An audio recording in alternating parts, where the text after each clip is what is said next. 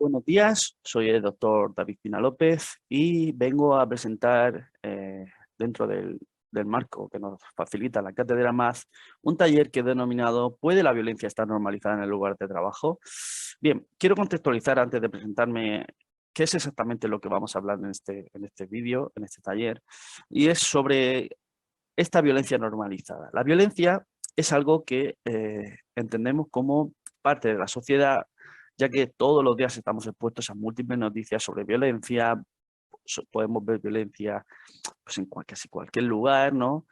Pero hay un tipo especial una tipología especial de esta violencia que suele pasar desapercibida. La violencia a la que prestamos atención es aquella que tiene una magnitud que sobresale de los estándares. Por ejemplo, pues una agresión física, una pelea, algo que nos llama la atención, ¿no?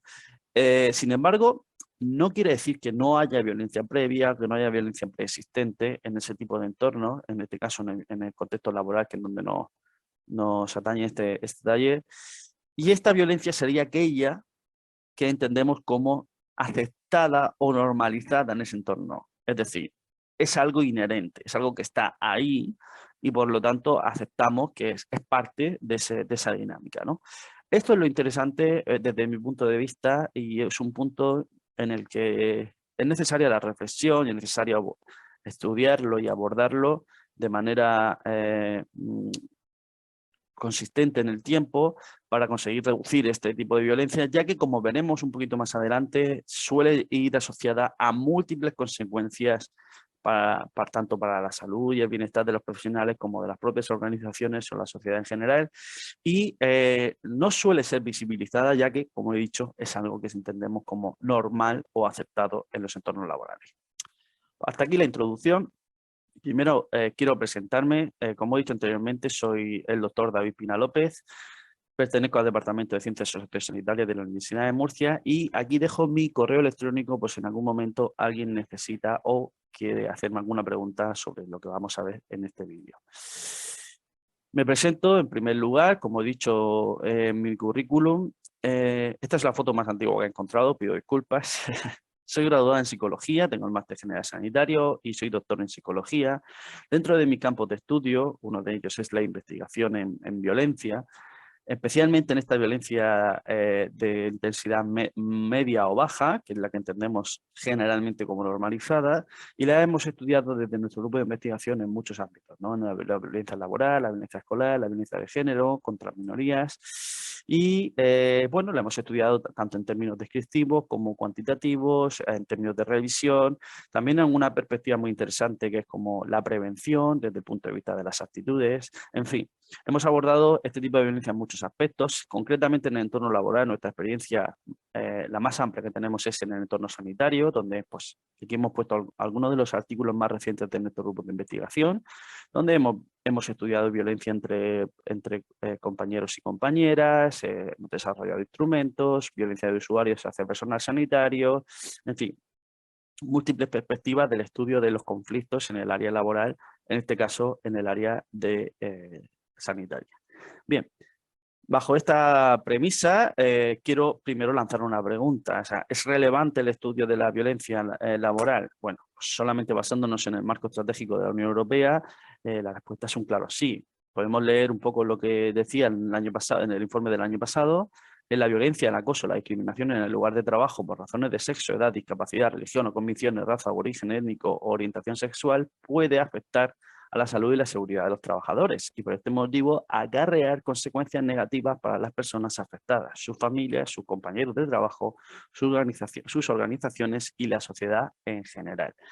Aquí lo que se nos está diciendo básicamente es que cualquier tipo de violencia puede acarrear consecuencias en muchos aspectos, ¿no? En muchas áreas. Y por lo tanto es necesario invertir recursos tanto en la valoración como en la prevención, como en la intervención en violencia en el lugar de trabajo.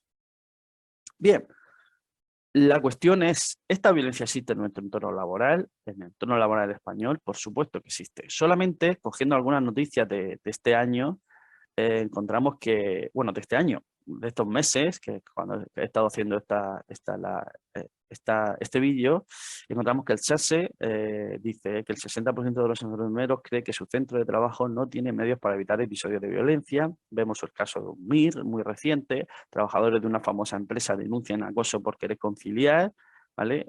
La vida personal con la vida profesional, acoso laboral y amenazas de muerte en algunos trabajos o agresión a sanitarios en centros de salud, ¿vale?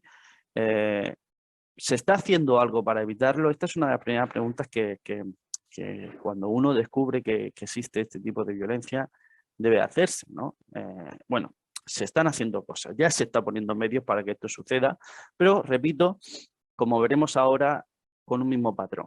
Piden un mapa de agresiones sanitarias de una región, Morena o propone ampliar conceptos de violencia laboral y multar a empresas cómplices, se aprueba un acuerdo para prevenir la violencia laboral, se busca incorporar procedimientos para juzgar el acoso y la violencia laboral, los sanitarios murcianos se plantan ante la escalada de las agresiones, se emite un acuerdo para prevenir la violencia laboral. Como podéis ver, el enfoque, por suerte, está cambiando poco a poco hacia un enfoque preventivo, que en mi opinión es el más interesante, y ya empieza a hablarse, aunque no lo suficiente, sobre todo tipo de violencia, ampliar estos conceptos.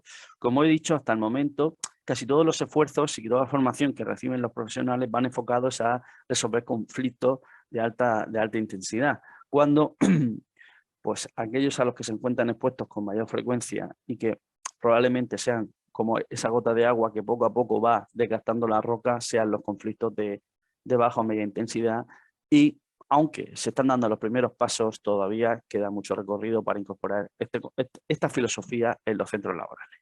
Bien, antes de profundizar en este tipo de cosas, cabe destacar que en la violencia laboral pueden darse varios tipos de violencia, ¿no? En primer lugar, tendríamos la violencia tipo 1, que es cuando no hay una relación entre el agresor y el trabajador. Pues esto puede ser que alguien entre en un establecimiento o en un centro y genere una agresión a una persona externa. ¿Vale? Pues es más común en bancos, transportes, comercios, empresas donde bueno, pues está de cara al público y normalmente tiene que ver con el robo o la criminalidad. La violencia del tipo 2 es aquella donde sí que parece existir ya una relación entre el agresor y la organización y los trabajadores, que suele ser común en el sector servicios, ¿vale? En consumidor, clientes, en centros de salud, en hospitales, que sería pues un poco la que os estaba contando anteriormente en nuestros estudios. La violencia tipo 3 es aquella en la que hay una relación total entre el agresor y la organización. Es decir, la diferencia entre la tipo 2 y la tipo 3 es que existe relación entre el agresor y la organización y los trabajadores desde el punto de vista que el agresor es consumidor, ¿vale? de este tipo de servicios, mediante que la tipo 3 sería aquella en la que los propios trabajadores son todos parte de la misma organización, o sea, el agresor y víctima son parte de la misma organización, perdón, y la violencia número 4 es aquella que hace relación a una relación personal o íntima entre el agresor y la víctima, en este caso, pues, dentro de una misma organización. Bien, estos son todos los tipos de violencia que hay. La violencia normalizada puede llegar a darse en todos los tipos, sin embargo, pues más común en el tipo 2, ¿vale? O en el tipo 3, que es aquella en la que, pues dependiendo de la función del tipo de trabajo que tengamos y la función que tengamos dentro de esa organización, esa es la que podríamos estar más expuestos o con mayor frecuencia. La cuestión es, ¿puede la violencia realmente estar normalizada en el lugar de trabajo? Como he dicho a la introducción del vídeo, evidentemente sí, la violencia puede estar normalizada y es más, está normalizada. Y hay múltiples oficios en los que esto es así. Si nos paramos a reflexionar un poco, la pregunta que deberíamos de hacernos es, ¿en qué oficios hay violencia? Y esta violencia puede llegar a ser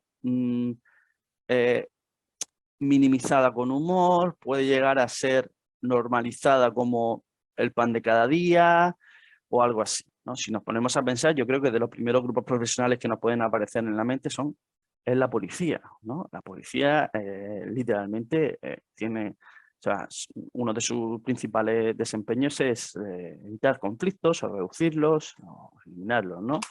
También tendríamos en esta línea el personal de seguridad privada, ¿vale? Que también son son profesionales en el que se encuentran en un entorno de violencia. Si añadimos uno más, por ejemplo, podrían ser personajes públicos. Es decir, personas que, por ejemplo, son influencers o son políticos o cualquier cosa. Y aquí quiero hacer un pequeño inciso. Como podéis ver, la violencia a la que voy a estar expuesto en personal de policía o de seguridad privada es totalmente distinta, o debería ser totalmente distinta, a la que están expuestas los personajes públicos. Sin embargo, aquí el concepto no está en el tipo de violencia o qué violencia reciben, sino que dentro de su contexto esta violencia esté normalizada. Es decir, posiblemente para un personaje público que alguien le insulte o le amenace es algo totalmente fuera de lo común. O sea, el insulto y la amenaza públicamente en la cara, es totalmente fuera de lo común. Pero a lo mejor para un policía o una policía o para alguien de seguridad privada es algo que puede entrar dentro de lo normal.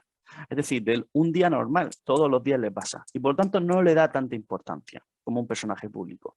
Sin embargo, a lo mejor a una personal de policía que por redes sociales reciba cientos de insultos, le puede parecer algo desproporcionado, que totalmente fuera de su contexto, y para un personaje público no, es algo de su día a día, lo recibe todos los días.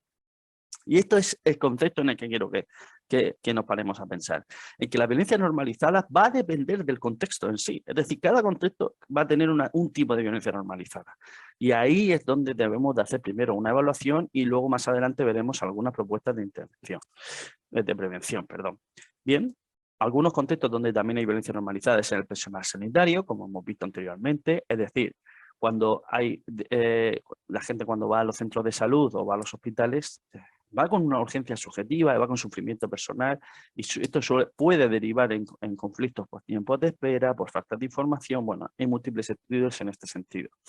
Otro sector que puede estar donde la violencia está totalmente normalizada es la salud mental, ¿no? Que una persona te agreda, por ejemplo, casi en cualquiera de los contextos que hemos visto ahora, policía, seguridad privada, personajes públicos, personal sanitario, una agresión física puede llegar o sea, en casi todos los casos es una violencia que ya se sale de lo normal. Sin embargo, en salud mental, en algunos casos concretos, se entiende como parte de tu día a día. Una persona en la que está en un estado agudo, puede llegar a no darse importancia a una agresión solamente por eso, ¿vale? A creer que es pues, lo que te toca, es tu día a día, tu trabajo es así.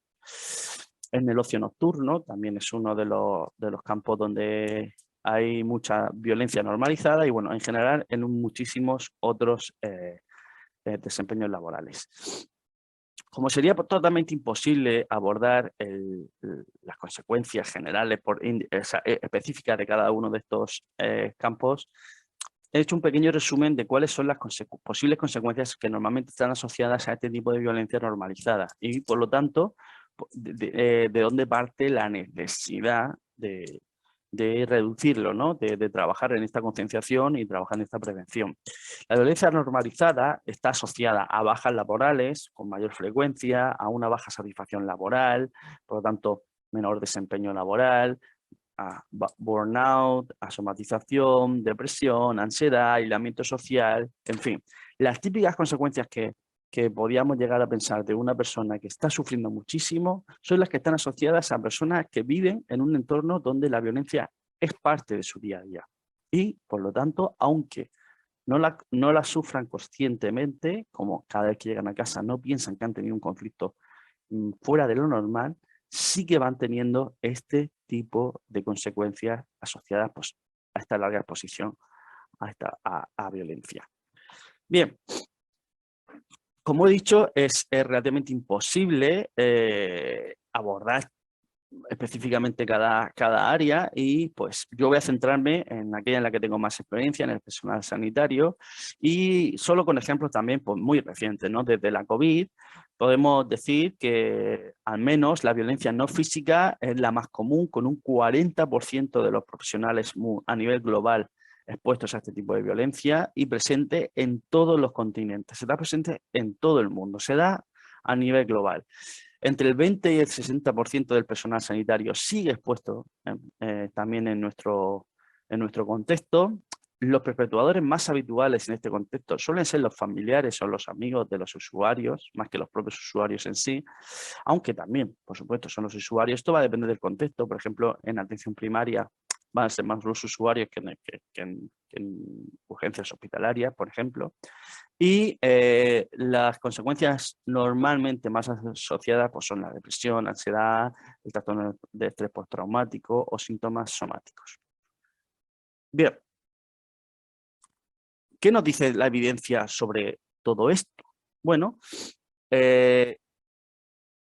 en términos de evaluación, un poquito lo que ya os he estado contando, pero lo interesante es qué nos dice en términos de prevención. Y aquí esto es algo que pues, difiere muchísimo entre culturas, ¿no? Por ejemplo, no va a ser lo mismo intervenir en una cultura colectivista como es la nuestra, en una cultura colectivista o una cultura individualista, o en nuestra cultura, en una cultura, por ejemplo, la japonesa, la china, la americana.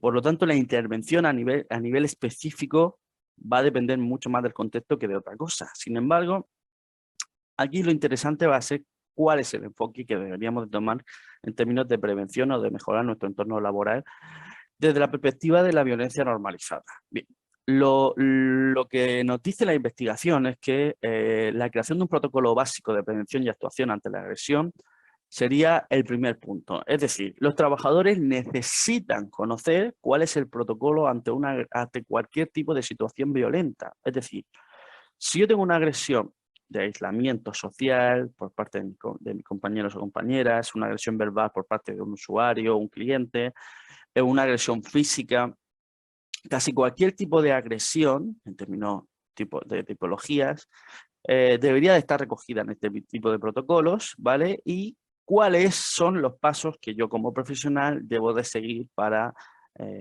solventar esta situación. Este paso nos ayuda a concienciarnos sobre la desnormalización de este tipo de situaciones y técnicamente, por consecuencia, la reducción de este tipo de violencia. Por otro lado, es necesaria la formación y atención a profesionales que están en riesgo o potencialmente puestos a sufrir violencia. Es decir, no solamente la creación de un protocolo es necesaria, sino también hace falta formación específica en los profesionales que tienen alto riesgo a sufrir este tipo de violencia y, por supuesto, facilitar medios de atención ante casos con una exposición continuada en el tiempo, durante mucho tiempo, o ante situaciones muy extremas, ¿vale? Vamos a ver algunas medidas concretas que nacen de algunas ideas que queremos implementar o que hemos propuesto implementar en la atención primaria, en los centros de salud, pero que a grandes rasgos son pues, extrapolables a casi cualquier profesión. Bien, consideramos desde nuestra perspectiva que es necesaria implementar medidas para la mejora de la comunicación. En este caso, la comunicación entre profesionales es necesaria mediante reuniones periódicas donde los profesionales sientan un espacio de no desigualdad, un espacio de la menor asimetría posible, de forma que pues, sirva también como una vía de comunicación sobre este tipo de situaciones. Es decir, no hablamos de reuniones entre profesionales en términos laborales o en términos de rendimiento, en ese tipo de términos que son como más comunes, sino que existan espacios en estas reuniones entre profesionales donde se comunique y se hable abiertamente sobre estas situaciones violentas. Por otro lado, tendríamos el fomento de grupos de trabajo donde se considera que se reduce el riesgo de violencia normalizada cuando en los grupos de trabajo existe una concienciación, hay varias personas concienciadas sobre este tema y pues se permiten visibilizar los unos a los otros o las unas a las otras este tipo de situaciones. Actividades fuera del puesto de trabajo es otra de las cosas que la evidencia parece señalar. En este sentido, se recomienda que favorecer pues, actividades de ocio o ahora creo que llaman networking o algo así. No manejo muy bien la terminología, perdón. Pero este tipo de actividades en las que los propios profesionales encuentren un espacio de comodidad para favorecer esta comunicación, ¿no? Al final, lo que vamos buscando aquí es mejorar la comunicación entre profesionales y que este tipo de violencia sea algo de lo que se hable, ¿vale? Algo sobre lo que preocuparse y algo sobre lo que se actúe. Y, por supuesto, atención multidisciplinar por equipos. Esto sí quería más enfocado a la atención sanitaria, que a otro tipo de profesiones, y en este caso aquí hablamos sobre diferentes enfoques a la hora de abordar casos de conflicto, ¿vale? Por supuesto también comunicación entre profesionales y clientes o usuarios. En este sentido, la ciencia nos asegura que los tiempos de espera para los pacientes y los clientes en general son focos de conflicto, es decir, cuando un usuario no conoce el tiempo en el que va a ser atendido, el tiempo en el que su duda va a ser resuelta, su necesidad va a ser atendida, su solicitud va a ser respondida, cualquier tipo de interacción usuario-organización, cuando los tiempos de espera son desconocidos, la conflictividad aumenta, ¿no? Entonces, en ese sentido, una comunicación permanente entre ambos entre ambos enfoques sería necesaria. Por otro lado, en profesiones donde existe esta alta conflictividad entre los profesionales y los usuarios, sería interesante generar vídeos formativos de información al usuario sobre este tipo de violencia. Si nos ponemos a pensar sobre estas profesiones que hemos visto antes, policía, seguridad privada, ocio nocturno, cualquier tipo de profesión de las que hemos visto anteriormente, incluidas los sanitarios, apenas recibimos mensajes públicos sobre la situación que viven estos profesionales. Es decir, como ciudadanos, si no estamos involucrados en este tipo de profesiones o en este tipo de investigación, apenas somos conscientes de la situación que viven día a día estos profesionales. Y por lo tanto, esta perspectiva de comunicar esta realidad a la sociedad parece ser de mucha utilidad, basándonos en la evidencia, evidentemente, para concienciar al usuario sobre esta situación y que pues, exista esta autorregulación por parte de los usuarios, ¿vale? También tener mecanismos de feedback entre los profesionales y los clientes y los usuarios sobre pues, la atención que el propio usuario o cliente ha recibido sobre el profesional. Eso también ayuda a que el profesional pueda ir calibrando su propia forma de actuar y también sirva a la organización para señalar en qué aspectos son necesarios o fomentar algunos puntos que veremos más adelante orientados a la formación.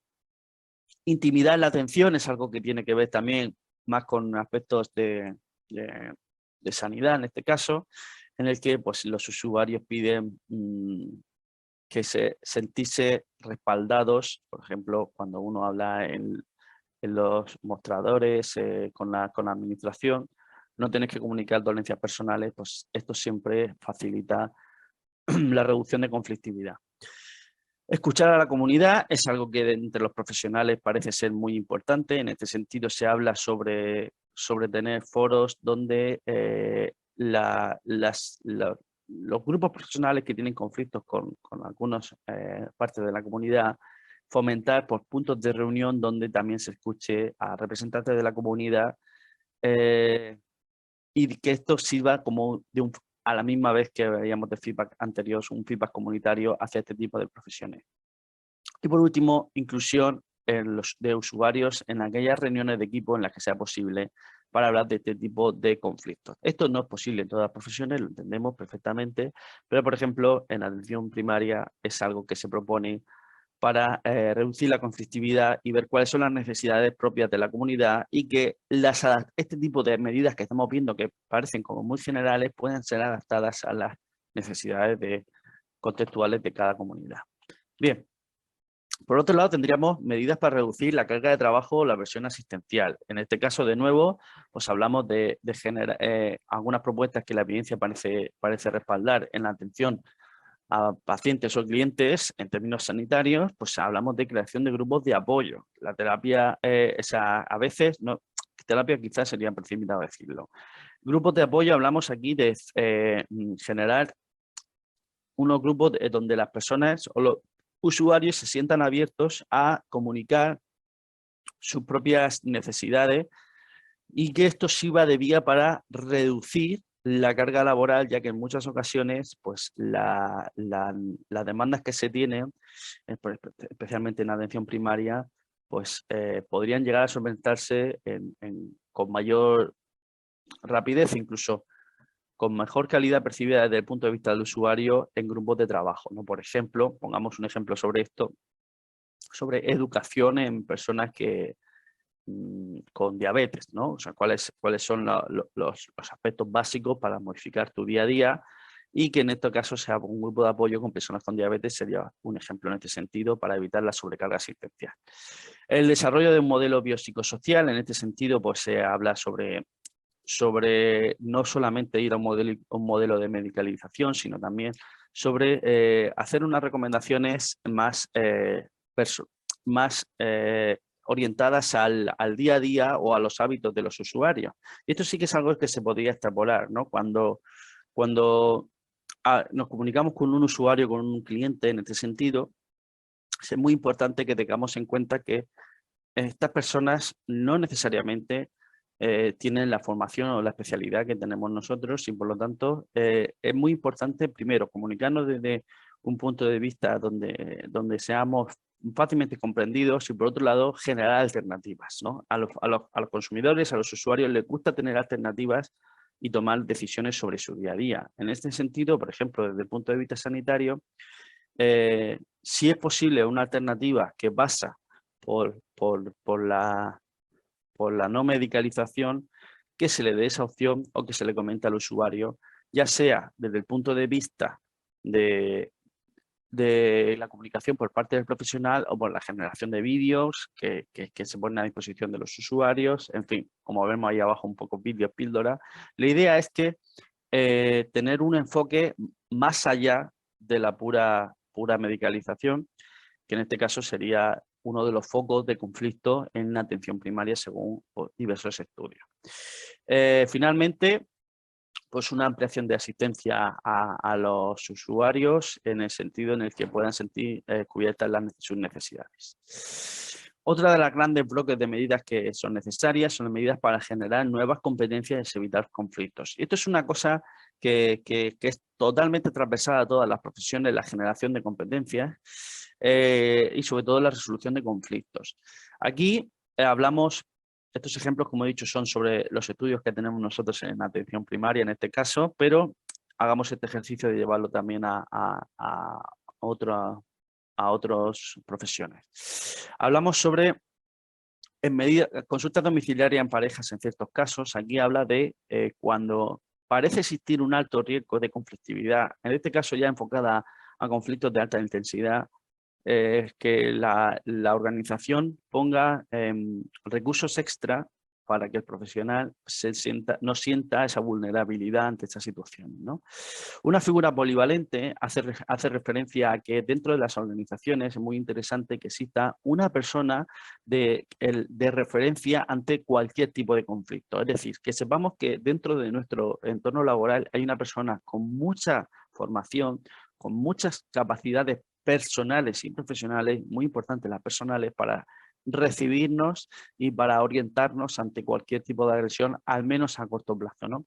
No necesariamente esta persona tiene que ser un mediador o una mediadora, una persona que resuelva conflictos en sí, sino es más bien está enfocada a una persona con capacidad para formar a otros profesionales en la prevención, pero también capacidad para recoger el sufrimiento de alguno de los compañeros o compañeras en un momento dado, ¿no? Por supuesto, también, ya esto sí que está un poquito más enfocado a la atención primaria. Nosotros propusimos una función triadora donde se hicieron una rotación entre profesionales para para evitar la sobrecarga asistencial en las urgencias y esta última idea de profesionales especializados. Siempre y cuando estemos hablando de este tipo de profesiones, por ejemplo, salud mental, policía, donde es relativamente común estar expuesto a violencia, parece que la evidencia marca como esencial la existencia de profesionales de la psicología, profesionales de la atención personalizada que tengan un espacio y un tiempo dedicado a este tipo de situaciones, ¿vale? La idea de que el profesional tenga otro profesional de referencia, no necesariamente, y esto es una cosa que está en debate, no necesariamente tiene que ser alguien de la organización, ya que a veces si es alguien de la organización puede llegar a reprimir esta idea de comunicar, puede ser un profesional externo, pero que esté a disposición claramente de los profesionales, es decir, que cualquier profesional conozca la existencia de este otro profesional externo en el que puede comunicar. Este tipo de información va a facilitar que en un momento de sufrimiento los profesionales acudan y por lo tanto reducir todo este tipo de consecuencias asociadas que hemos comentado anteriormente. Fomentar el crecimiento personal de los profesionales y del personal es algo fundamental. En este caso, porque es el protocolo generar un protocolo de acogida ante nuevos compañeros y compañeras. Cuando conocemos que una profesión es de alta conflictividad, es necesario generar este protocolo para nuevos compañeros que conozcan cuáles son las vías de comunicación, cuáles son las medidas de actuación. Comunicación y resolución de conflictos, es decir, generar competencias y formación en este tipo de profesionales específicas a la hora de resolver conflictos, ¿vale? Sobre todo de esta intensidad y sobre todo también a la hora de comunicar también al propio usuario o cliente que este conflicto se está dando. Formación específica de cualquier tipo de compañeros y compañeras. Tenemos que recordar que en la mayoría de casos aunque un profesional sea el que está expuesto normalmente a este tipo de violencia, tiene otros y otras compañeras que son parte de esta cadena de la organización que también precisan de este tipo de formación. Formación sobre propio bienestar, en este caso hablaríamos de autocuidado, satisfacción personal y laboral, prevención del burnout, prevención del estrés postraumático, es decir, todas estas consecuencias que hemos visto que están asociadas son necesarias abordarlas porque esto ya está ahí, es una reflexión que debemos de hacer. Con una alta probabilidad, si la profesión en la que estás pensando todo el tiempo que estás viendo este vídeo está relacionada con la violencia normalizada, estas consecuencias ya están en algunos de los trabajadores. Por lo tanto, generar formación en este tipo de autocuidado va a ser útil para reducir este tipo de sufrimiento, porque aquí se da una paradoja interesante y en la que hay que reflexionar, y es que los profesionales que están expuestos, por ejemplo, en la violencia tipo 2 a otros usuarios, tipo 3 con la colaboración con compañeros y compañeras, profesionales que ya se encuentran en un proceso de burnout, de baja satisfacción laboral y personal, son también aquellos que ejercen más violencia hacia otros compañeros y compañeras o usuarios. Y por lo tanto, esto es un ciclo que recibo violencia y por lo tanto tengo baja satisfacción laboral, esto me hace tratar mal a los usuarios, que el usuario me trata mal a mí, yo me siento peor, y ahí se va generando un ciclo que no favorece la resolución del conflicto. No sabemos, es muy difícil plantear modelos que nos digan qué viene antes, la violencia de usuario para la baja satisfacción, por ejemplo, o la satisfacción para la violencia de usuario. Es algo que es difícil de definir, pero sin embargo está clarísimo que son variables totalmente relacionadas y que intervenir en las dos parece ser la opción más aceptada, ¿no? En definitiva, antes de comunicar, o sea, recordar que todas estas medidas que hemos visto son un poco generalistas porque como recordamos que el contexto específico de cada profesión en cada lugar debe ser evaluado para adaptar estas medidas a la realidad de la profesión y que todas estas medidas deben ser incorporadas en un protocolo, deben estar, como he dicho anteriormente, deben estar totalmente definidas, ¿no? Cuáles son las medidas de comunicación que se están llevando a cabo, cuáles son las medidas de formación, cuáles son las medidas bueno, pues todas las que hemos visto, ¿no? Las medidas de crecimiento personal, las medidas de generar nuevas competencias, de reducción de la carga laboral. ¿Cuáles son estas medidas que se están llevando a cabo? Eso debe estar totalmente definido y además, paralelamente, se debe dar pues esta asistencia al crecimiento personal, a la formación profesional y asistencia profesional a profesionales que están expuestos. Estas son las dos grandes columnas que deben configurar todas estas medidas que hemos estado viendo.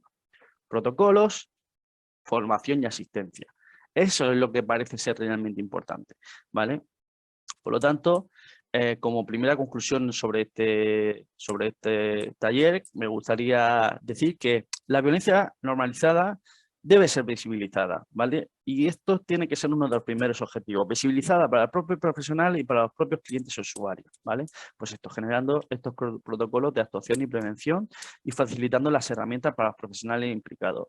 Y que esta idea nos debe dar posibles días de trabajo en las que nos focalicemos en esto. Mejorar la comunicación entre profesionales y usuarios, evitar que los profesionales tengan demasiada carga laboral, generar competencias relacionadas con los autocuidados de la gestión de conflictos y facilitar el crecimiento personal y profesional de los empleados. Parece que estas 4 medidas enfocadas a, como digo, facilitar herramientas y protocolos van a ser las que mejoren, según la evidencia, la calidad de vida, el bienestar de los propios profesionales, de los propios usuarios y de la organización y la sociedad en general. Bueno, sé que lo que he dicho aquí es muchísima información, que en algunas cosas podríamos profundizar un poquito más, pero el tiempo es bastante limitado, pero os dejo a disposición aquí mi correo, david.pina@om.es. Os doy las gracias por aguantar, si habéis aguantado hasta el final del vídeo. Y por supuesto queda a disposición tanto de la cátedra más como de cualquier persona que esté interesada en esta información.